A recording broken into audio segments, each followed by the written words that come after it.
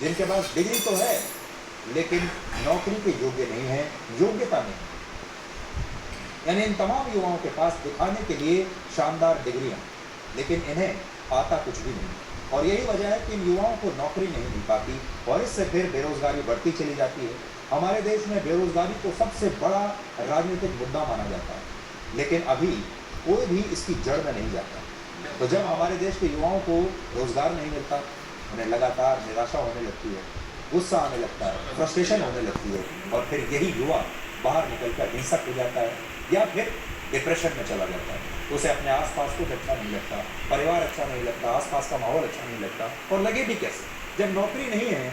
घर में बैठे हुए युवा को कुछ भी अच्छा नहीं लगेगा। आज भारत में बेरोजगारी दर सबसे ज़्यादा 8% है, लेकिन इस बेरोजगारी का कारण सिर्फ ये नहीं है कि सरकार लोगों को रोजगार उपलब्ध नहीं करा पा रही, बल्कि इसका कारण ये है कि हमारे देश में नौकरियां तो बहुत, लेकिन बहुत सारे युवा इन नौकरियों के योग्य नहीं और काबिल नहीं। हमारे देश में बहुत बड़ा प्राइवेट सेक्टर है, ज़रूरी नहीं सरकारी नौकरियां, बहुत बड़ा प्राइवेट सेक्टर है, बड़ी बड़ी कंपनियां आ रही हैं। अभी आपने देखा एप्पल के फ़ोन हमारे देश में आईफोन बनने लगे हैं, एप्पल ने अभी अपना स्टोर खोला है। इसी तरह बड़ी बड़ी मल्टीनेशनल कंपनियां आ रही हैं।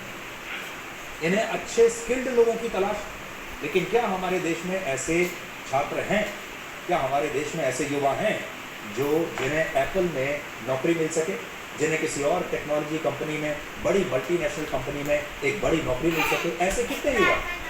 असल में ये समस्या बेरोजगारी की नहीं, बल्कि समस्या इस बात को लेकर है कि हमारे देश में बहुत सारे लोगों के पास डिग्रियां तो हैं लेकिन वो स्किल्ड नहीं है।